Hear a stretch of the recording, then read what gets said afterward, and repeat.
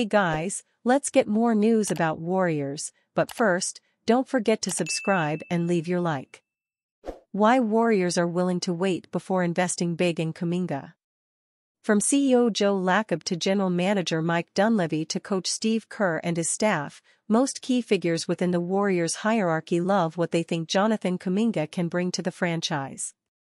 They'd like to move beyond thinking Kuminga can be an NBA All-Star to reach a consensus in the belief that he will evolve enough to reach that status. There was, according to two NBA sources, enough uncertainty to prevent Golden State from handing Kuminga the kind of massive contract extension that would have signified he is next in line to hold the keys to the franchise. With the deadline passing at 3 p.m. Pacific Time Monday, the 22-year-old forward will become a restricted free agent next summer. He took a leap last season, one source said. They want to see another one before they make that investment. He's still under their control. If Kuminga has a strong season, I know they'll take care of him. The Warriors weren't ready to offer Kuminga the kind of massive contract that would have made him the second highest paid player on the books next season, behind only superstar Stephen Curry, who will make $59.6 million. No one else on the current roster has a contract that exceeds $30 million in 2025-26, and Kuminga and his representatives, according to sources, sought a deal well beyond that amount. A deal that would have had considerably more impact on the payroll than those lined up for four-time All-Star Draymond Green and 2022 All-Star Andrew Wiggins. The failure to reach an agreement with Kuminga was not a surprise. Though both sides engaged in early conversations, it was quickly apparent that figures could not be reconciled. Kuminga and his agent, Aaron Turner of Virtus Basketball, are taking a risk with the hope that he will prove he's worth the kind of contract generally afforded a franchise player. In a recent conversation for an upcoming Dubs talk on NBC Sports Bay Area, Kuminga did not seem particularly unnerved by that possibility. "My main focus is basketball and my family," Kuminga said. "With the contract thing, I try to keep my mind off it as much as I can, so I could just come down here every day and focus on basketball. One thing I realized is there's always business. The more you think about what's going on, the more you're going to be mad and not trying to focus on what's bigger. I just try as much as I can to stay locked in on basketball and let my people handle that stuff." Kuminga made substantial improvement last season, going from sometimes in the rotation to always in the rotation to practically locking up a starting spot at small forward.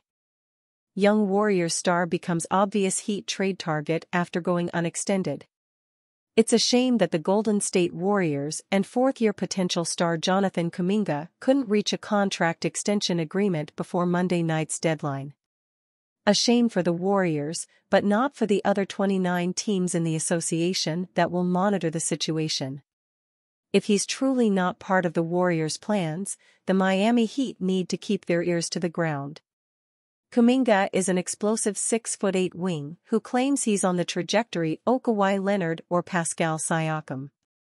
The statistics suggest he's not that far off. Leonard didn't average 16 ppg until his fourth season, and Siakam achieved it in his third year, just like Kuminga. These three players were blessed to play beside all-time greats at the beginning of their careers, Kawhi with the Spurs dynasty, Siakam with Kawhi, funnily enough, and Kuminga with Stephen Curry. These wings all tasted team success early, but Leonard and Siakam eventually proved they were stars. It doesn't look like Kuminga will get the chance to prove he's a star in Golden State. The Warriors didn't extend him this season, and there are questions about Kuminga's role, although The Athletic reported he will start in Wednesday's season opener. Starting isn't the end-all be-all, but the Warriors don't seem to know if Kuminga is in their long-term plans. Kuminga will now be a restricted free agent at the end of the year, meaning the Warriors could match any offer he gets. But would they match a big-time offer if he isn't in their plans? 2018's top pick, DeAndre Ayton, thought he was getting out of Phoenix when he signed with the Pacers in the 2022 offseason. The Suns had other ideas as they matched the Pacers' four-year max deal worth $133 million. That's usually what happens when players hit restricted free agency.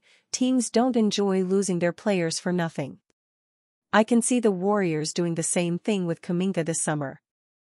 Proposed Warriors 3-team trade swaps Kevin Looney for dynamic above-the-rim center. After the Golden State Warriors missed out on Paul George, who went to Philadelphia, and Lauri Markkanen, who remained in Utah, there is no available star that can make the Warriors go all in. In the absence of a home run trade at the moment, perhaps the Warriors could hit some singles to round out their roster on the fringes. Bleacher Report's Zach Buckley proposed a 3-team trade that could land the Warriors Mitchell Robinson, a legit 7-foot big man who can help them compete against the Western Conference's elites. Golden State Warriors receive, Mitchell Robinson. New York Knicks receive, Josh Green. Charlotte Hornets receive, Gary Payton II, Kevin Looney, a 2026 second-round pick, via ATL, from GSW, and a 2028 second-round pick, via ATL, from GSW. Robinson may not move the needle as George or Markkanen could have for the Warriors, who have the 9th best championship odds at plus 4,500 at FanDuel, one of the top U.S. online sportsbooks.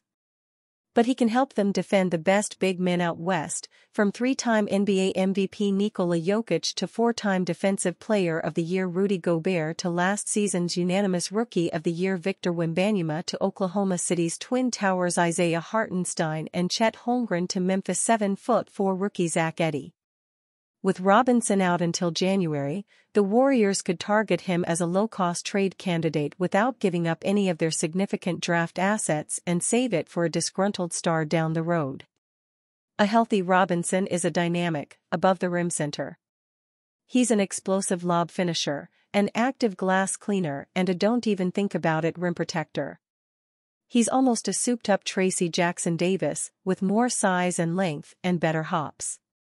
Robinson could be the ideal anchor for this defense and a lob threat teams must constantly monitor on the offensive end, Buckley wrote. With Kerr aiming to get the Warriors back to becoming a defense-oriented team, Robinson fits the bill as a defensive anchor next to Green.